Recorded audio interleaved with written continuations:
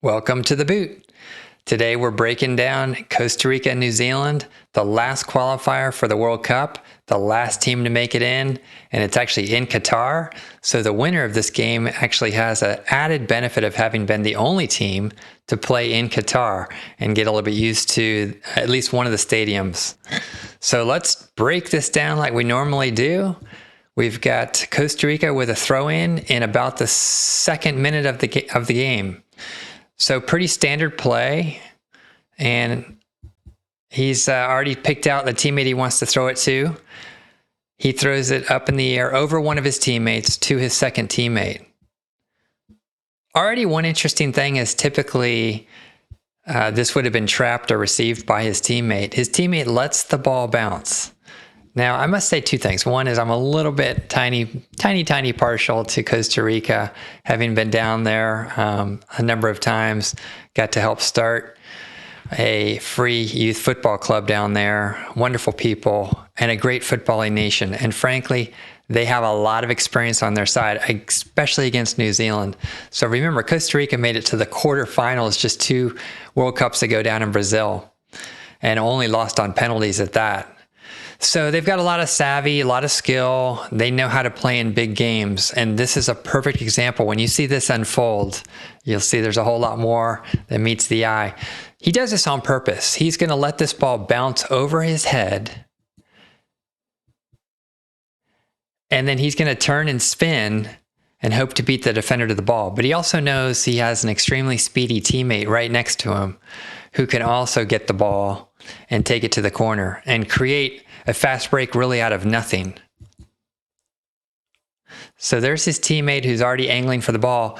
His teammate now takes over because the Costa Rica player who was going to receive the ball has fallen down, but in the process has sort of interfered, shall I say, with the New Zealand defender, as well as 3 defenders that are right behind him. So now Costa Rica has a clear path to the corner. Let's see what happens. He gets to the corner. He makes his pass on the ground, and he sees Joel Campbell, his key striker, running towards the box. So this could be really good timing. Although you have to say, just as a casual observer, especially if you're watching this on video, that it doesn't look like much of an opportunity. I mean, New Zealand's got 6 defenders around the ball, and it looks like several defenders that will be much closer to the ball than Campbell when he arrives on the scene. So Joel is about halfway there now. It really looks not so promising for Costa Rica. It looks like New Zealand is going to get there first. And then Campbell just reaches out his leg. Doesn't even really take a full strike on the ball. All he wants to do literally is redirect this ball and get it on frame. And he does manage to get a foot on the ball. Look, he's being pancaked by 2 New Zealand defenders. There's another defender between him and the goal. So can he possibly score from this angle? He sure can. He sneaks it right by the keeper. Again, was not hit hard at all. It was choosing accuracy over power. And just a perfect shot into the lower right corner. Quality goal and celebration. Early lead for Costa Rica. Now let's break it from this angle, and you'll see a whole lot more even. So throw-in comes to his teammate. Ball's in the air. And what's the first thing I want you to notice? The teammate for Costa Rica that was going to receive the ball has his hand wrapped around the defender. Now, this happens quite a bit at the highest level, especially, and it's just not really shown on video or TV, and the announcers don't make much of it. But this little play here is a big reason why Costa Rica is in the World Cup and New Zealand is not. It's always the little things that matter. It's always a game of inches, and the final score of this game is 1-0. So I'll give you a little sneak preview. The first goal just won it for Costa Rica, and it was partly because of this. So that's one thing that happens. What's another thing that happens? The Costa Rica teammate that was in the middle of the throw-in immediately turns as well because, most of the time, the player that's going to receive the throw in is going to receive it with his foot and maybe dish it off to the running teammate. So he's probably at this point expecting a little pass, but he knows he might still have a fast break even with that. Next frame. Ball is now on the ground, and the Costa Rica player still has his arm wrapped around the defender. So the defender can't really do much. The defender also is probably getting blocked out of view a little bit too. So a couple things going on there. And so the open player for Costa Rica is still making a run. Now he is actually going to be tracked here. The ball bounces up in the air again. Costa Rica still has, the player still has his arm around the New Zealand defender.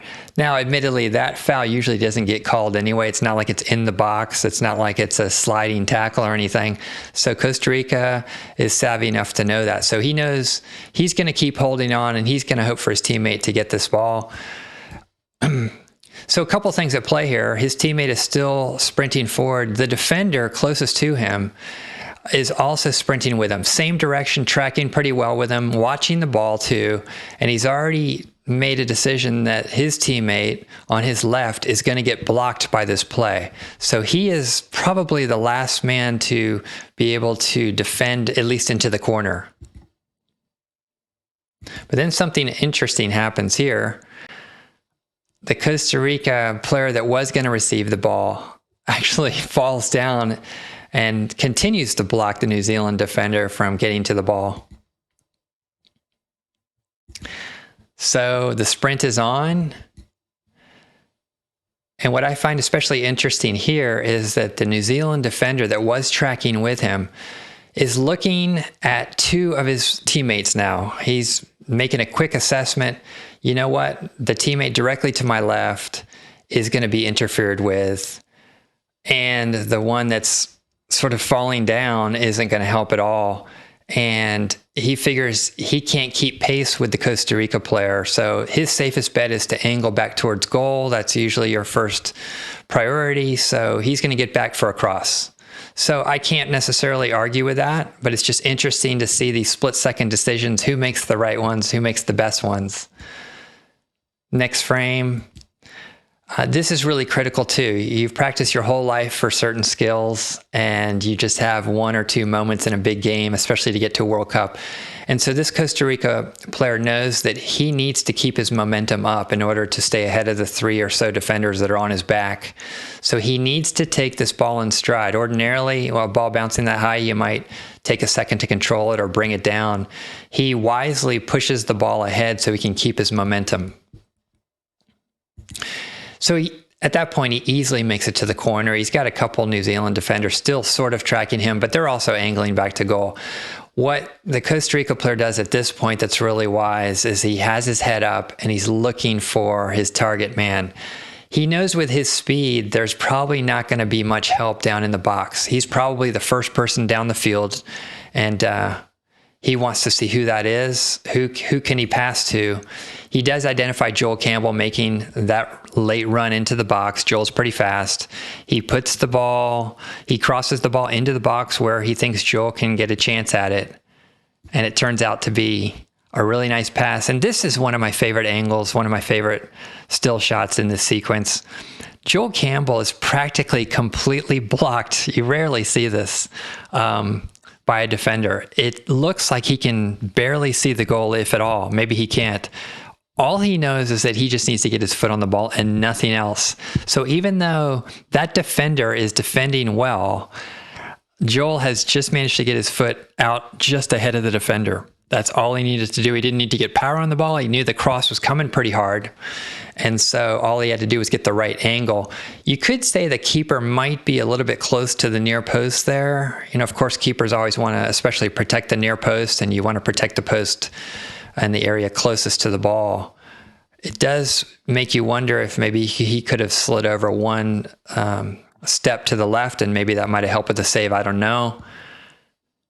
It's a game of inches, but Joel just places it perfectly into the side corner. Costa Rica celebrates, and Costa Rica is in the big show. And so what do you think? I hope you enjoyed this. If you did, please share it. Please subscribe. Please like and comment below. We want to see what you want to see.